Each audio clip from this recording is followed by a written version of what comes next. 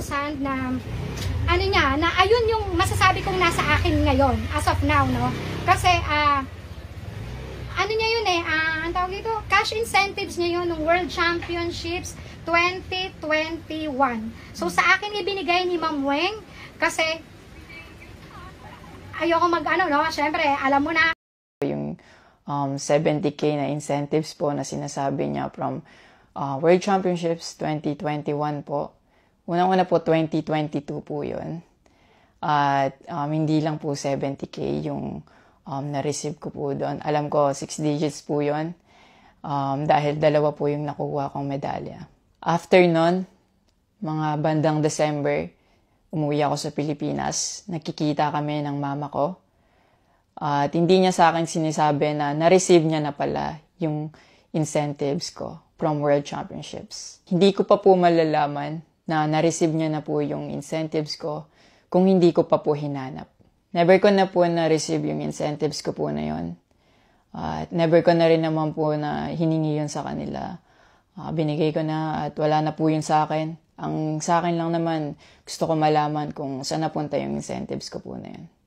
Yung principle po kasi dito wala po sa liit o laki ng amount po na incentives po na ginalaw niya.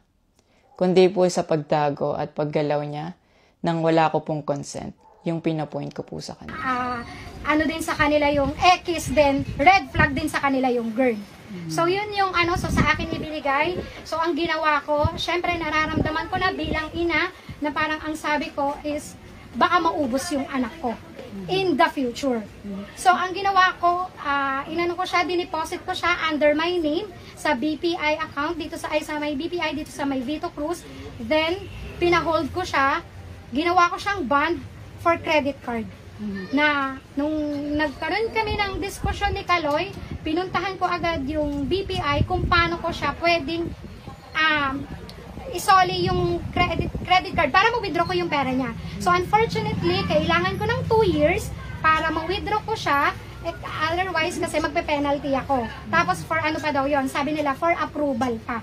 Kung kasi isa-surrender ko lang naman yung credit card na yon. So intact yung mga pera niya. At yung about sa red flag daw po si Chloe na sinabi ng mama ko, hinusgahan niya po agad si Chloe sa pananamit at sa pag-akto po niya. Magkaiba po ng kinalakihan. Unang-una, lumaki si Chloe sa Australia at ayun yung nakagisnay niyang culture. At ibang-iba po talaga sa Pilipinas kung paano tayo gumalaw, magsalita o manamit po. At yung about po sa yung mauubos po yung anak ko, nasabi po ng mama ko. Unang-una po si Chloe po may sarili po siyang income. Lahat po ng nakikita yung gamit o yung pag-travel niya kung saan-saan po. Galing po yun sa pinagpaguran niya po. At bakit naman po ako mauubos? Gaya nga po ng sinabi ko, si Chloe po may sarili po siyang income. And lahat po ng bank account ko po nasa mama ko po. At may mga instances po talaga na si Chloe po yung sumasalo sa akin that time po. Bukod sa incentives po, nasa kanya din kasi yung bank account ko sa monthly allowances sa pag-gymnastics ko. And nung nakuha ko na yung bank account ko po na yun, doon ko po nalaman na inuubos niya po yung laman nun. And nasa akin po yung mga bank statement ng withdrawal po na ginagawa niya po. Ang naging mecha lang naman talaga, no, ever since is yung babae talaga. Kasi, yes, lalong lumaki, tapos na parang nagkaroon kasi ng training camp si Kaloy. Kasama ko yung asawa ko, naghatid kami sa Terminal 3. Ang sabi sa akin ni Rayland, yung coach niya, tita, alam mo na ba ang nangyari? Sabi ko, no idea at all. Kasi hindi naman kami nag-uusap ni Kaloy eh. So wala kaming idea talaga kung ano yung nangyari. Na parang pagdating pala doon, ang sabi ni Coach Mone, dapat pagdating ni Eldrew Ed lang, teammate niya, yung babae, wala doon sa apartment niya. Sa bahay na tinitirahan niya na binabayaran ng JOC na nire-reimburse ng PSC every end of the year. So dapat bahay lang siya ng mga atleta, parang dorm. So yung mga outsiders dapat wala doon, especially yung walang kinalaman sa training. Oo, tinanggap niya, pinakita ni Kaloy, tinanggap niya, nandun yung mga maleta ng dalawang bata. Pero sa tingin mo, yung anak ko is 15 years old. Sa tingin nyo ba, patutulugin ko yung anak ko, isa lang siya, para lang siyang studio type. Oo, so maliit lang siya, mas maliit na nga siya. So patutulugin ko yung anak ko, menor de edad, kasama siya at yung babae. Diba? Pangalawa, si Miguel, hindi rin papayagan ng parent niya. Na sinabi sa akin na, Angelica, mag-meeting tayo, hindi ko papayagan si Miguel na matulog din doon. Siyempre, mahirap, puro lalaki di ba? Na anything na mapatingin or something, actually, yun din yung sabi ni Coach Monet, no? Baka mapatingin si Miguel sa puwet na dahil nakakalat, maging masama yung bata.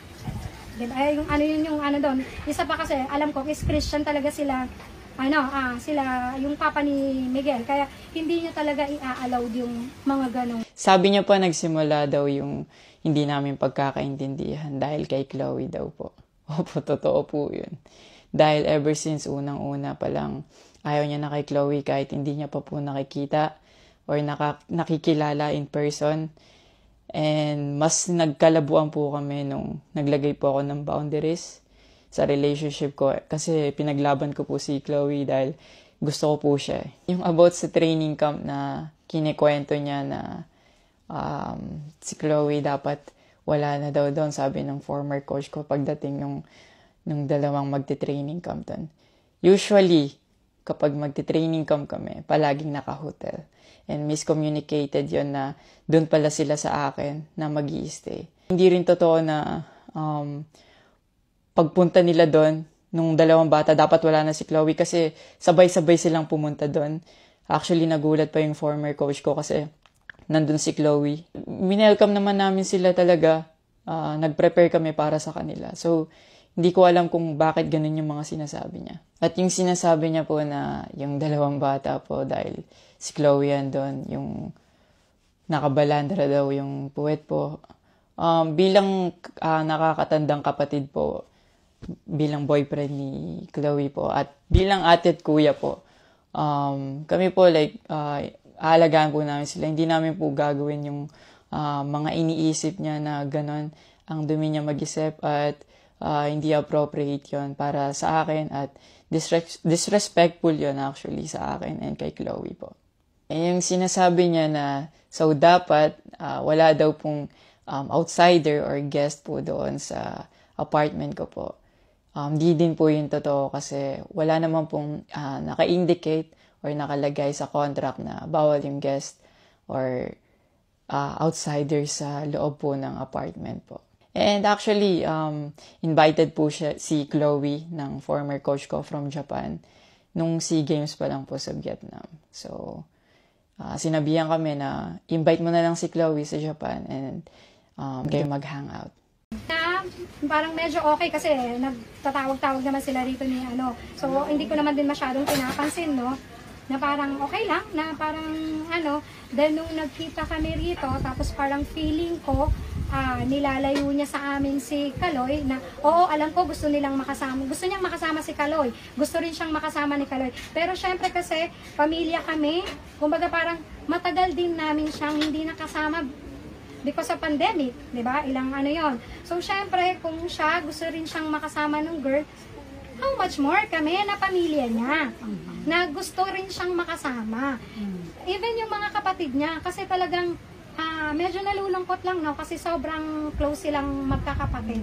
Pero after nung nangyari yung namin ni Kaloy, so parang even yung youngest ko, yung eldest ko, yung medyo si Eldro, medyo ganon-ganon lang yan Hindi ganon kalalim, katulad ng sabi nga nung teacher ni Iza nung nagkausap sila sa palarong pambansa na sobrang malalim yung galit na nararamdaman ng youngest ko kay Kaloy. Sabi niya pa na feeling niya daw nilalayo ako ni Chloe sa kanila. Unang-una po yun, months before nun, kasi uuwi ako parang 3 days yun. Sinabihan ko na sila na mag-i-spend time ako kay Chloe. Nagpunta kami sa Baguio. Sinama ko si Chloe. Nag-spend time kami. nakikipaghalubilo naman po kami. Hindi naman ako nilalayo ni Chloe. Actually, pumunta pa kami sa Pangasinan. Like, po kami doon, parang meet and greet. Yeah. Tapos after nun, nagpunta tayo ng Baguio. And then, ikaw pa nga nag-aya na yung sa bike. Yeah, nag-bike Because we didn't know tayo. what to do Yeah. after nung kumain, because they were like, oh, what do we do? I was like, oh, let's go sa Burnham Park. Yeah. So that we can take the little kids to go biking. Yeah. So I'll just attach a screenshot of me saying sorry at that time if they felt left out when we were all hanging out sa Baguio. So you guys can just pause and read. Actually, nagkita po yung mama ko and yung family ni Chloe twice po.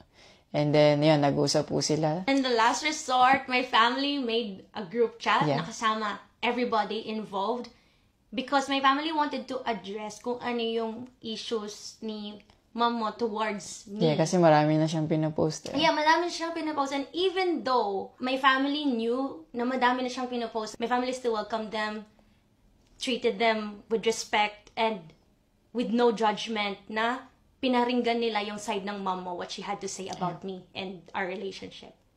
And then, after the group chat, she left, Yeah. your mom left, and wala siyang narinig anything from my family. May recent interview po kayo na kinakongratulate niyo po ako. Kung genuine po talaga kayo, maraming salamat po. Ina-acknowledge ko po yung pagka-congratulate niyo sa akin. Pero nagpa-flashback pa rin po talaga yung masasakit yung sinabi sa akin at yung mga hindi nyo pag-wish well sa akin. Like, tumatatak po yan sa akin talaga. Ang message ko po sa inyo na mag-heal kayo, mag-move on, at napatawad ko na kayo long time ago po. Pinagpipray ko na maging safe kayo palagi at nasa maayos kayong kalagayan dyan lahat. Tigilan na po natin to at i-celebrate na lang po natin yung mga ginawa po ng paghihirap, pagsasakripisyo ng bawat atletang Pilipino dito sa Olympics. Hindi naman niya ako paniniwalaan. Wala naman akong magagawa eh. Basta ang alam ko, sabi ko nga, dahil sa konsensya rin namin ng asawa ko na wala kaming ninakaw, wala kaming ginalaw na pera niya. Siguro meron portion na hindi man lang sabihin mong aaray yung bulsa niya. Na parang kasi naman namin ininvest sa bahay ng para 'di ba na makita din niya na eto kahit paano Sa bahay ma'am, pwede niyo pong Oo, yun yung sa bahay na pwede mo masabi na ay may remembrance ako sa pera ko. Kasi yan ang sinasabi ko sa mga anak ko. Every time na magkakaroon sila ng cash incentives, malaki o maliit, sinasabihan ko sila na bumili kayo yung merong maaalala nyo na ay galing to sa palarong pambansa, ay galing to sa ganito kong cash incentives, ay galing to sa